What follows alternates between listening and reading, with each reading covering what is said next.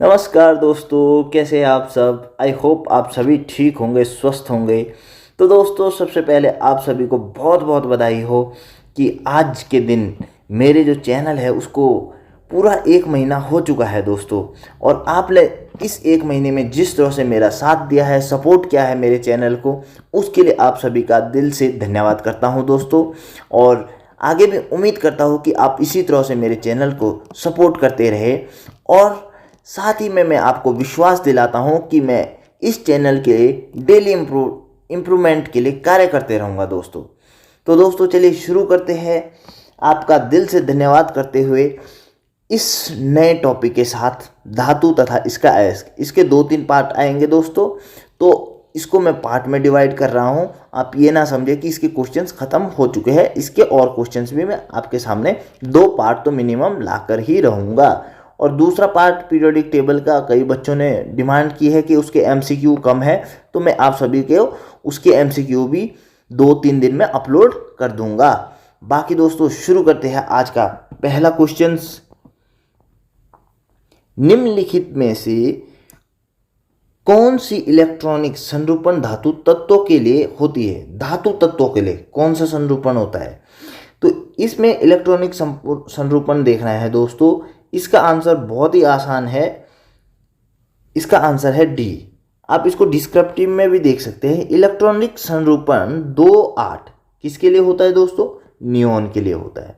2-8-8 organ के लिए होता है। अक्रिय गैसें है दोनों, ठीक है। आप सभी को पता होना चाहिए अक्रिय गैसें है नियॉन और ऑर्गन। अन्य अक्रिय गैसों के भी नाम बताए, ये आप कमेंट में मुझे छाप सकते हो। तथा 2-8-7 ये क्लोरीन है, ठीक है। क्लोरीन है, हेलोजन्स है। क्लोरीन क्या है? हेलोजन्स में आते हैं। अन्य हेलोजन्स के भी आप मुझे नाम बता सकते हैं। ये हो गया किसका? इलेक्ट्रॉनिक गैस का। और साथ में क्लोरीन भी गैस के रूप में होती है, लेकिन इसको हेलोजन्स भी बोलते हैं। लेकिन क्वेश्चन में दोस्तों पूछा गया था कि इलेक्ट्रॉनिक संरूपण धातु तत्वों का, तो धातु तत्वों का कौन सा है दोस्तों? तो धातु तत्वों का है 2-8-8-2, जो कि किसका है? कैल्शियम का है, एस ब्लॉक का तत्व है, ठीक है। कौन से ब्लॉक का है दोस्तों? एस ब्लॉक का। और ये धातु है, कौन सा धातु है दोस्तों? ये मृदा क्षारीय, ठीक है जी, मृदा क्षारीय धातु है। तो ये इसके बारे में मैंने और डिटेल में बता दिया। आगे दोस्तों बढ़ते हैं अगले प्रश्न की तरफ। सबसे अधिक क्रियाशील धातु कौन सी है? बहुत ही इंपॉर्टेंट क्वेश्चंस भी है और आसान भी है। कभी कभी लोग इस क्वेश्चंस को गलत कर देते हैं। तो दोस्तों, इसका आसान सा आंसर है पोटेशियम। पोटेशियम सबसे अधिक क्रियाशील धातु है, इसकी रिएक्टिविटी सबसे ज़्यादा है। और आपको मैं इसके बारे में आगे बताता हूँ। दिए गए विकल्पों में सर्वाधिक क्रियाशील धातु पोटेशियम है। क्रियाशीलता के आधार पर दी गई धातुओं का क्रम निम्नवत है। सबसे ऊपर क्या है? पोटेशियम, फिर उसके बाद सोडियम, फिर कैल्शियम, फिर आयरन। ये उन्होंने थोड़ा सा क्या कर दिया है, एक क्रियाशीलता का क्रम आपको बता दिया है। आगे दोस्तों पढ़ेंगे हम। अच्छा दोस्तों, इसका मैं आपको बता देता हूँ, क्रियाशीलता का क्रम बता देता हूँ आगे बढ़ने से पहले। तो सबसे पहले दोस्तों, क्रियाशीलता का क्रम आप सभी को पता होना चाहिए। सबसे पता होना चाहिए, बिल्कुल होना चाहिए दोस्तों। सबसे पहले यहाँ तक हो गया है दोस्तों। तो मैं ये जो ऊपर ऑप्शन में थे उन 4 का क्रियाशीलता का क्रम था, मैं आपको पूरा बताता हूँ डिटेल में। सबसे पहले क्या है? पोटेशियम है, फिर सोडियम है दोस्तों, देन कैल्शियम है, यहाँ तक ठीक है। उसके बाद मैग्नीशियम है दोस्तों, फिर एल्युमिनियम है दोस्तों, और एल्युमिनियम के बाद दोस्तों जिंक है, और जिंक के बाद दोस्तों फेरिक है। तो ये फेरिक यहाँ पे इन्होंने लिखा है तो वो ऑप्शंस की वजह से है। बाकी उसके बाद दोस्तों पीबी है, फिर सीयू है, फिर एचजी है, फिर एजी है, और लास्ट में एयू। तो आपको पता चल रहा होगा जैसे जैसे नीचे की तरफ हम बढ़ रहे हैं तो क्रियाशीलता का क्रम कम होता जा रहा है। एयू स्वतंत्र अवस्था में भी पाए जाती है। सर्वाधिक कठोर तत्व निम्न में से कौन है? सर्वाधिक कठोर तत्व, तो दोस्तों सर्वाधिक कठोर तत्व इनमें से कौन सा है? देखिए दोस्तों, पहले क्वेश्चन को ध्यान में ध्यान से सुनना है, सर्वाधिक कठोर तत्व बोल रहे हैं, ना कि धातु। तो आपका आंसर सीधा होना चाहिए हीरा। ठीक है जी। अब इसका हम डिटेल में पढ़ते हैं। सभी प्राकृतिक वस्तुओं में सर्वाधिक कठोर तत्व हीरा है, इससे और इसका कोई संबंध नहीं है इसके बारे में। अब आगे पढ़ेंगे, निम्नांकित में कौन कठोरतम धातु है। अभी तक दोस्तों तत्व था, लेकिन अब क्या आ गया टॉपिक, धातु है। तो सबसे कठोरतम धातु आपको आज मैं बता देता हूं, टंगस्टन है। ये इसका प्रतीक है। आगे बढ़ेंगे दोस्तों। अधातु हीरा सभी प्राकृतिक वस्तुओं में सर्वाधिक कठोर होता है, जबकि धातुओं की कठोरता सामान्यतः रॉकवेल हाइनेस परीक्षण द्वारा परिभाषित की जाती है। तो ये एक आपको टेस्ट करने का वो भी बता दिया कि कौन सा होता है, रॉकवेल हार्डनेस टेस्ट। ठीक है। आगे पढ़ेंगे दोस्तों।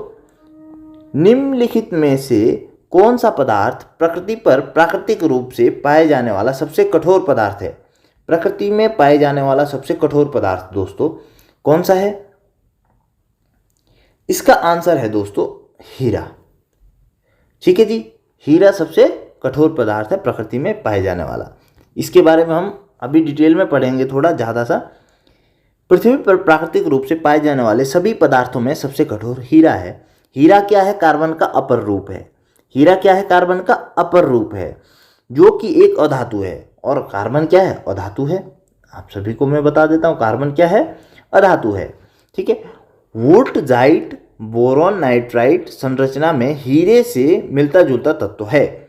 वुर्टजाइट और बोरॉन नाइट्राइट क्या है? हीरे से मिलता जुलता तत्व है। ठीक है। और ऐसा माना जाता है कि यह हीरा की तुलना में अधिक कठोर है। यह हीरा की तुलना में 18% अधिक तनाव सहन कर सकता है। हालांकि प्राकृतिक रूप से इसकी अत्यंत अल्प मात्राएं ही अस्तित्व में है। अभी वुर्टजाइट बोरॉन नाइट्राइट के कठोरता गुणों का प्रायोगिक रूप से परीक्षण किया जाना शेष है। अतः वर्तमान परिक्षेप्य में अवशिष्ट उत्तर क्या होगा? बिल्कुल हीरा होगा। मतलब कि जो वुर्टजाइट बोरॉन नाइट्राइट है, ये एक ऐसा क्या है? एक ऐसा यौगिक है जो कि हीरे से कठोर माना जाता है। कितना प्रतिशत कठोर? 18% कठोर। लेकिन अभी तक इसका मान्यता नहीं दिया गया है, इसका परीक्षण नहीं हुआ है, तो इसलिए हम तब तक क्या मानेंगे? हीरा। और हीरा किसका अपर रूप है? कार्बन का। और कार्बन क्या है दोस्तों? अधातु है। ठीक है जी।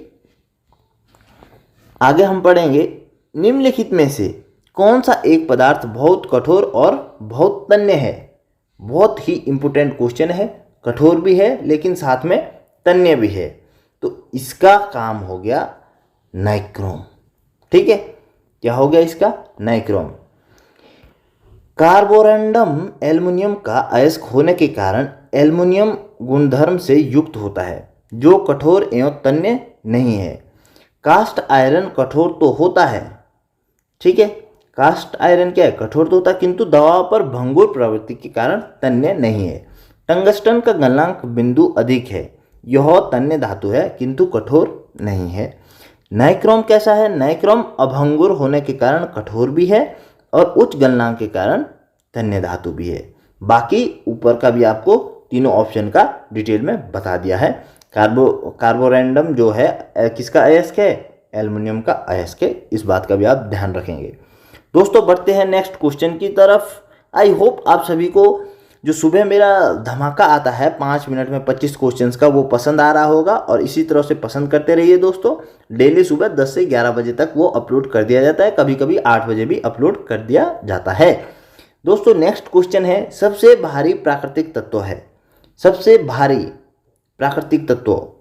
ठीक है जी दोस्तों, इसका आंसर है ए, यूरेनियम।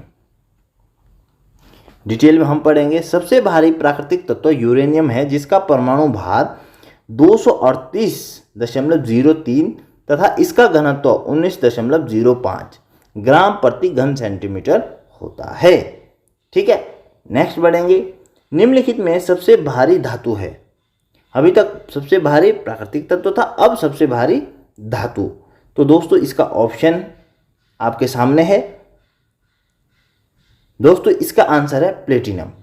और भारी का मतलब ध्यान रखना दोस्तों, यहाँ घनत्व से है, आपको मैं डिटेल में भी बता देता हूँ इसका अर्थ। कभी कभी ऐसा पूछ लेते हैं कि सबसे भारी, तो लोग मतलब बच्चे क्या है कंफ्यूज हो जाते हैं, तो इसीलिए मैंने इसको अच्छे से डिटेल में बता रखा आप सभी को कि भाई उपयुक्त प्रश्न में भारी का तात्पर्य घनत्व से है। उपयुक्त विकल्पों में से प्लेटिनम सर्वाधिक घनत्व वाली धातु है। कौन है? प्लेटिनम सर्वाधिक घनत्व वाली धातु, जिसका घनत्व, प्लेटिनम का घनत्व कितना होता है दोस्तों? 21.45 ग्राम घन सेंटीमीटर। चांदी का घनत्व कितना होता है? 10.5 ग्राम सेंटीमीटर पारा। ठीक है, सॉरी, पारा का घनत्व कितना होता है? पारा का होता है 13.54। ठीक है, और सोने का घनत्व 19.3।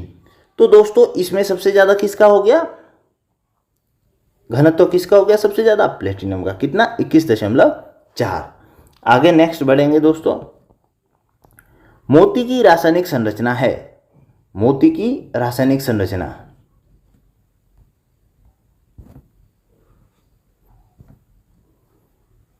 दोस्तों इसका आंसर है कैल्शियम कार्बोनेट। डिटेल में इसके बारे में भी पढ़ेंगे। मोती क्या है? मोती में 85% कैल्शियम कार्बोनेट, जिसको क्या बोलेंगे आप? एरागोनाइट, और 2 से 4% जल तथा 0 से 10% कांचीयोलिन पाया जाता है। कांचीयोलिन एक प्रोटीन है। तो ये मोती का क्या है? स्ट्रक्चर है। ये इसमें क्या क्या पाया जाता है। ठीक है, 85 दशमलव क्या पाया जाता है? अभी तक मैंने शायद 8.5 बोल दिया था, लेकिन 85% क्या पाया जाता है इसमें? Calcium carbonate. तो मोती को कैल्शियम कार्बोनेट भी बोल देते हैं। ठीक है, माणिक्य और नीलम रासायनिक रूप से कैसे जाने जाते हैं? माणिक्य और नीलम, बहुत महंगे महंगी बात कर रहा हूँ दोस्तों आज, देख लो, ज़्यादा से ज़्यादा शेयर करना, बहुत महंगी बातें हैं। तो दोस्तों इसका आंसर है बी, एल्युमिनियम ऑक्साइड। कैसे जाने जाते हैं? Aluminium oxide. ठीक है, आगे आप इसके बारे में पढ़ेंगे। माणिक्य एवं नीलम कोरंडम के जवाहरात रूप है। मैंने बोला ना बहुत महंगे महंगे। कोरंडम प्राकृतिक रूप से एल्युमिनियम ऑक्साइड के क्रिस्टलीय रूप में पाया जाता है। आज बहुत महंगी बातें कर रहा हूँ दोस्तों, ज़्यादा से ज़्यादा शेयर और लाइक्स आने चाहिए। नेक्स्ट क्वेश्चन है दोस्तों, कथन है। ये कथन क्या बोलेगा? सोडियम धातु का संचयन केरोसिन में होता है, और कारण है इसका, धातु सोडियम वायु प्रभाव्य होने पर गल जाती है। ठीक है दोस्तों, ध्यान से पढ़िएगा आप। ये जो है कथन है, सोडियम धातु का संचयन केरोसिन में होता है, और जो बी कारण है, धातु सोडियम वायु प्रभाव्य होने पर गल जाती है। ठीक है, मतलब वायु प्रभाव्य होने पर क्या है? गल जाती है। अब इसका आप आंसर दीजिए।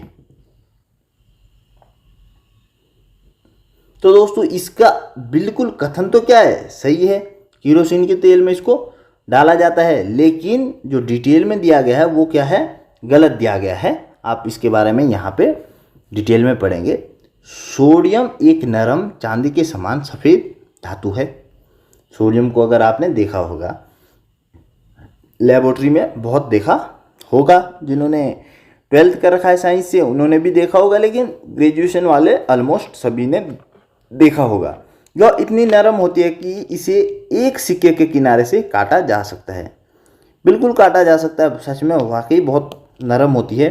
सोडियम अत्यंत सक्रिय यानी क्रियाशील धातु है। मैंने अभी सक्रियता श्रेणी बताई थी आपको। ये मुक्त अवस्था में नहीं रखी जा सकती तथा इसको मिट्टी के तेल में रखा जाता है।